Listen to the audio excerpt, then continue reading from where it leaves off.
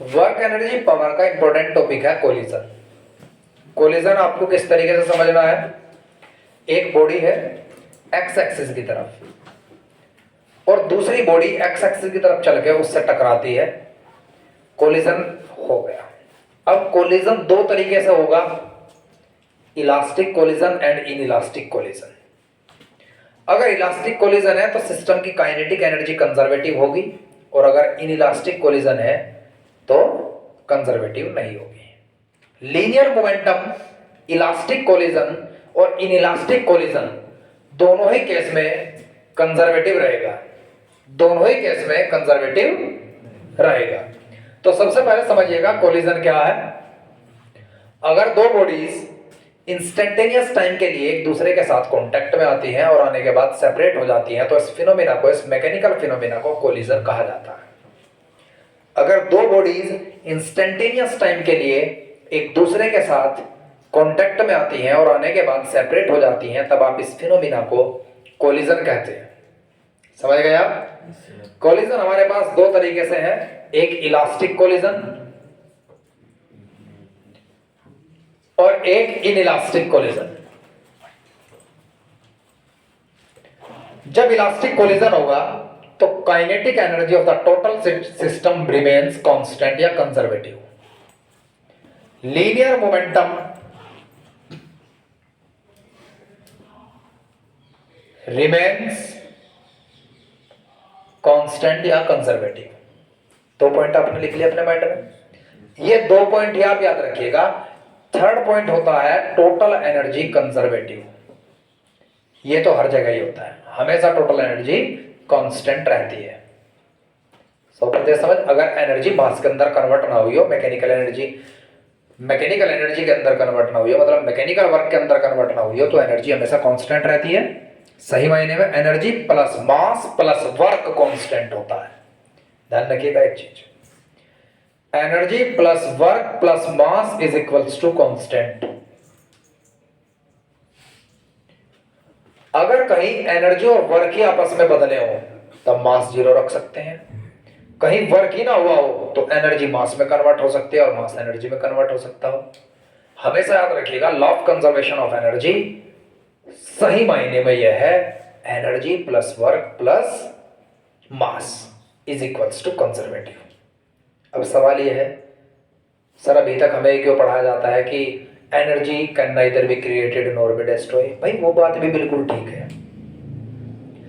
मैंने क्या किया, मैं दौड़ लगाई और मेरी बॉडी का टेम्परेचर बढ़ गया, जो मैंने खाया था वो मास एनर्जी के अंदर कन्वर्ट हो गया। वो एनर्जी पैदा नहीं हुई, कोई एनर्जी पैदा नहीं हुई, जो मैंने दौड़ लगाई वो जो मैकेनिकल वर्क था वही एनर्जी के अंदर कन्वर्ट हो गया, जिससे मेरी बॉडी का टेम्परेचर बढ़ गया। जो मैंने खाया पिया था वही एनर्जी के अंदर कन्वर्ट हुआ जिससे मैंने दौड़ लगाई।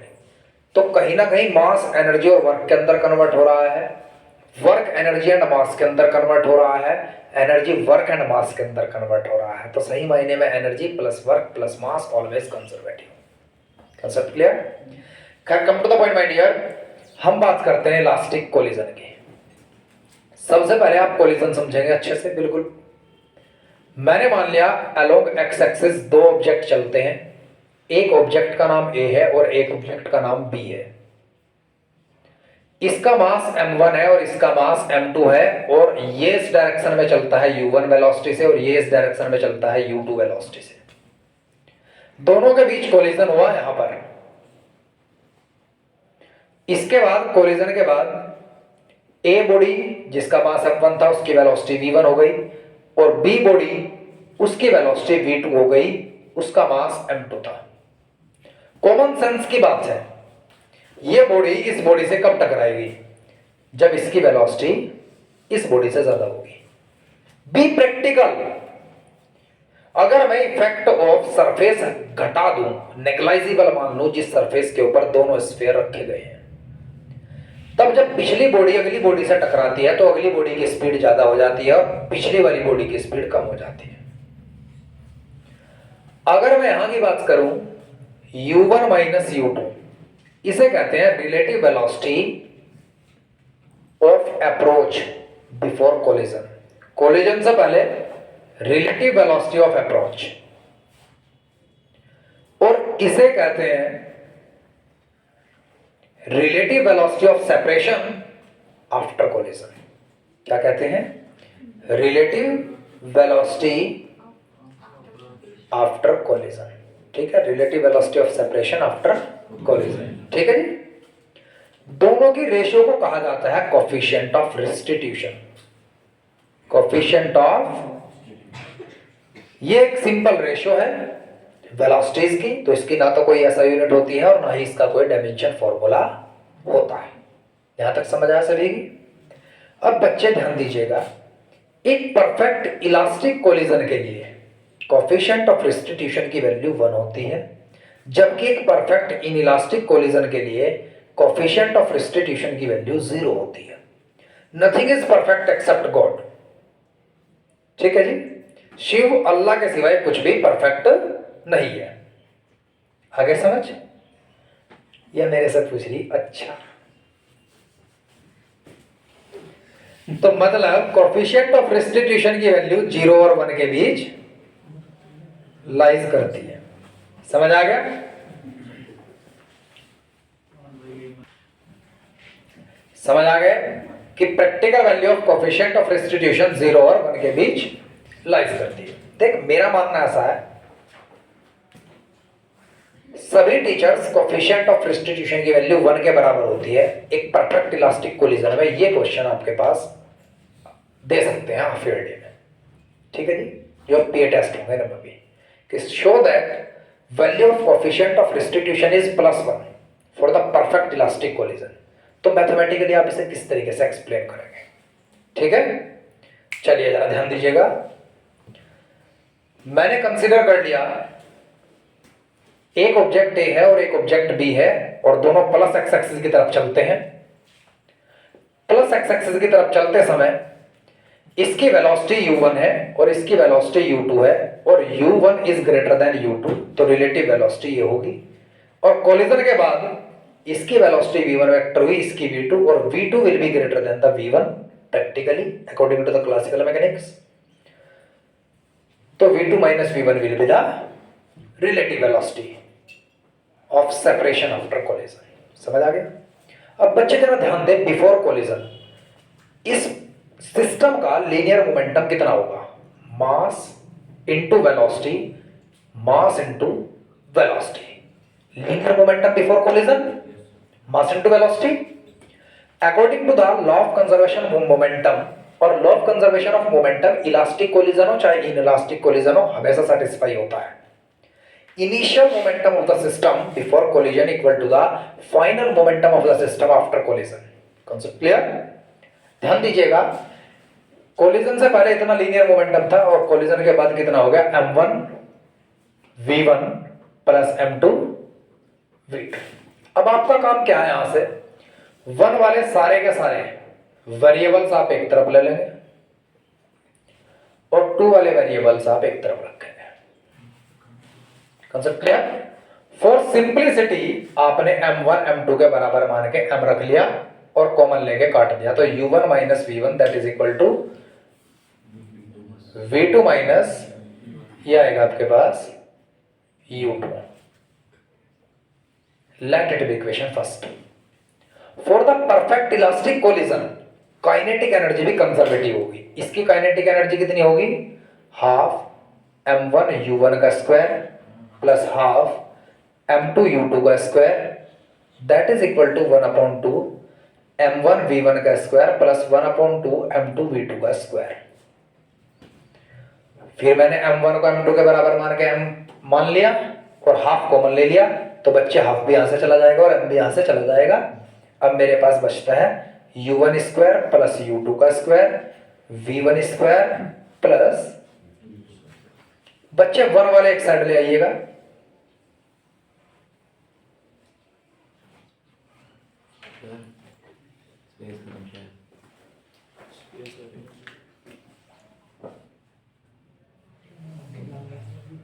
चलिए देखिए। इसके बाद आप इस इक्वेशन को इक्वेशन सेकंड मान लीजिए और सेकंड इक्वेशन को इक्वेशन 1 से डिवाइड कर दीजिए।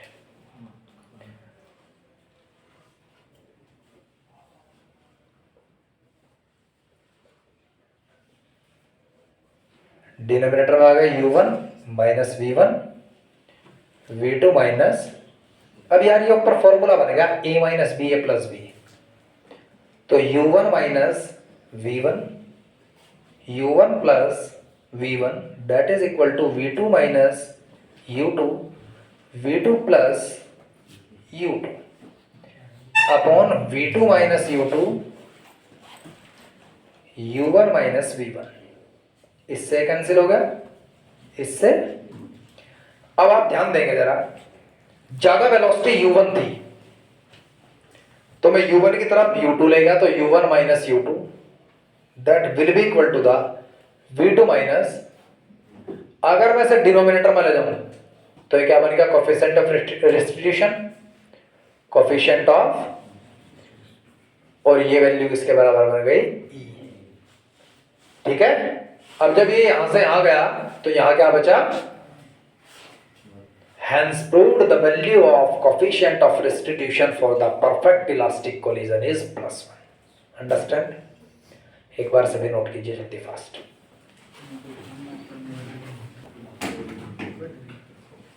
भाई ये भी टॉपिक इंपॉर्टेंट है कि आपको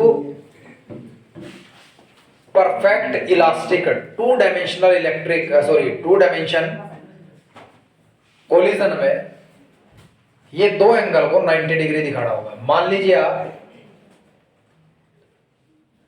एक ऑब्जेक्ट है यहां ए और एक बी, ए ऑब्जेक्ट m1 मास का है, बी ऑब्जेक्ट m2 मास का है, दोनों एक ही डायरेक्शन में चले, एक की वेलोसिटी u1 है और दूसरे की वेलोसिटी u2। सिंपलिसिटी के लिए आप इसे 0 मान लेंगे और इसे u मान लेंगे। ये इससे टकराया, टकराने के बाद एक इस तरफ चला गया और एक इस तरफ, मैंने एक थीटा एंगल मान लिया और एक phi. Scattering angle and recoil angle दोनों का सम 90 डिग्री के बराबर होगा अगर ये परफेक्ट इलास्टिक कोलिजन है। Concept clear all of you और नॉट? समझ आ गया? ये आपको मैथमेटिकली प्रूफ करना होगा, इंपॉर्टेंट क्वेश्चन है। मैंने मान लिया टकराने के बाद ए इस तरफ गया और बी इस तरफ गया। समझ आ गया? 100% समझ आ गया पक्का? तो ए जब इस तरफ गया उसका मास है m1 और उसकी वेलोसिटी हुई v1 वेक्टर, m2 और उसकी वेलोसिटी हुई v2 vector. Concept clear all of you? अब वेक्टर क्वांटिटी को आप सबसे पहले रिजोल्व करेंगे रेक्टेंगुलर कंपोनेंट में, वर्टिकल एंड हॉरिजॉन्टल डायरेक्शन में। लीनियर मोमेंटम m1 v1 ने इस एक्सिस पर थीटा एंगल बनाया है तो इसका कोस कंपोनेंट इतना होगा। इसने फाई एंगल इस एक्सिस पर बनाया है तो इसका कोस कंपोनेंट इतना होगा। इस एक्सिस के परपेंडिकुलर ये एक्सिस है, समझ आ गया पक्का? तो इसका साइन कंपोनेंट साइन थीटा इतना होगा और इसका जो साइन कंपोनेंट होगा वो m2 v2 sine phi. Is that clear all of you not? Concept clear? अब ध्यान देंगे आप एक्स एक्सिस के अलावा जो इनिशियल लीनियर मोमेंटम है m1 u1 plus m2 u2,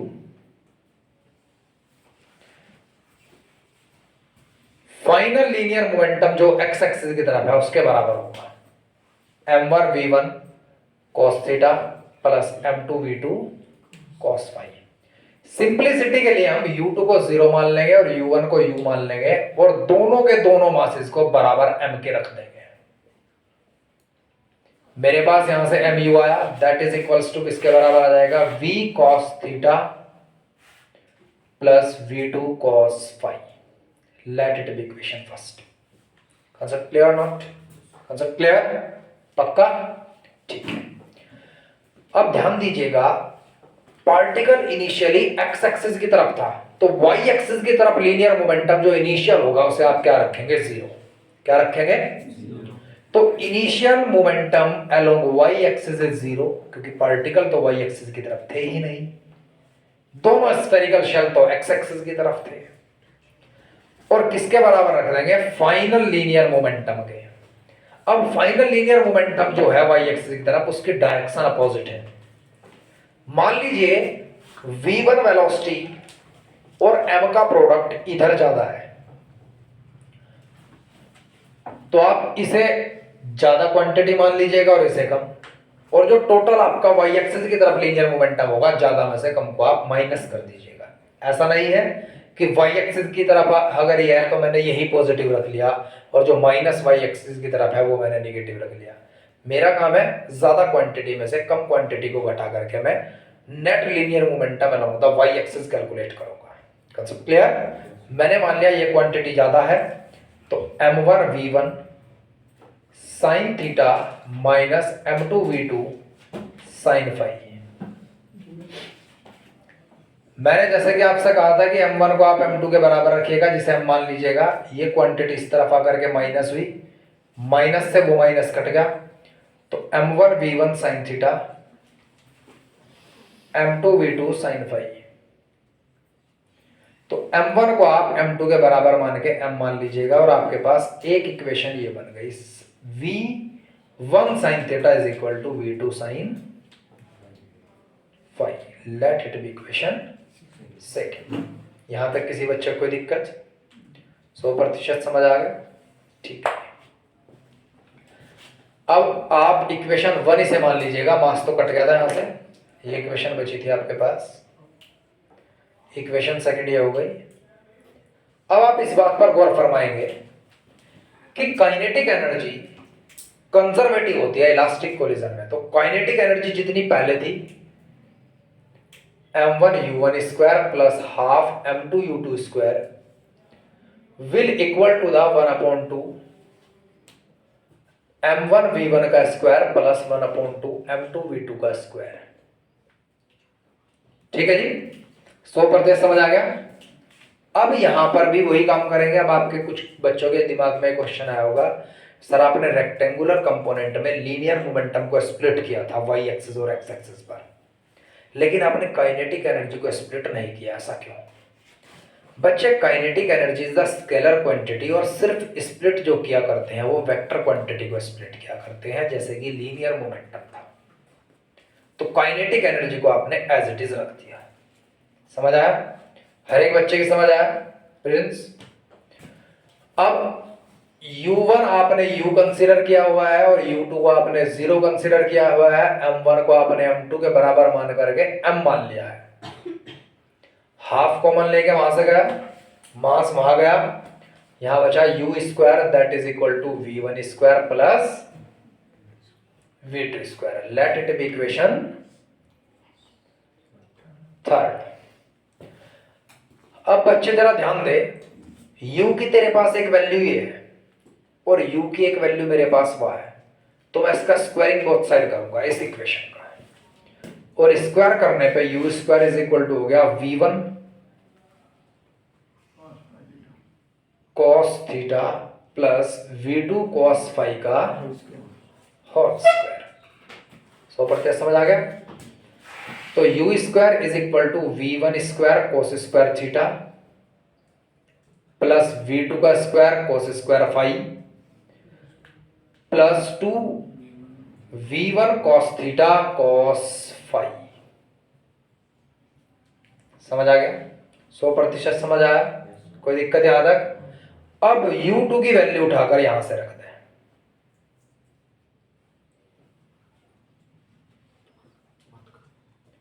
plus v2 square cos square phi plus 2 v1 v2 cos theta cos phi.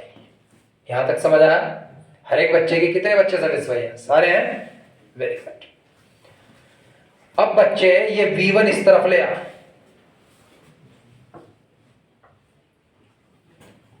Plus v2 square minus v2 square cos square phi that is equal to 2v1 v2 cos theta cos phi.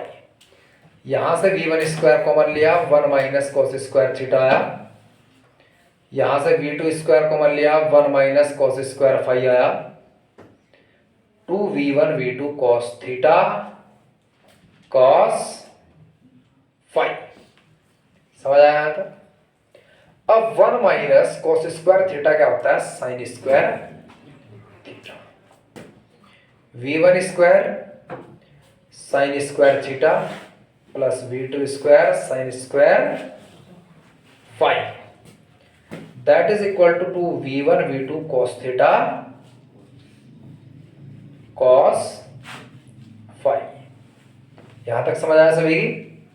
अब आप इस equation से value find out करेंगे। मैंने मान लिया मुझे value v2 की फाइंड आउट करनी है, तो v2 की वैल्यू फाइंड आउट करूंगा मैं v1 के रेस्पेक्ट में। किसके रेस्पेक्ट में? और यहां वैल्यू प्लेस कर दूंगा। Concept clear? आगे समझ? यहां तक नोट कीजिए फास्ट, जल्दी।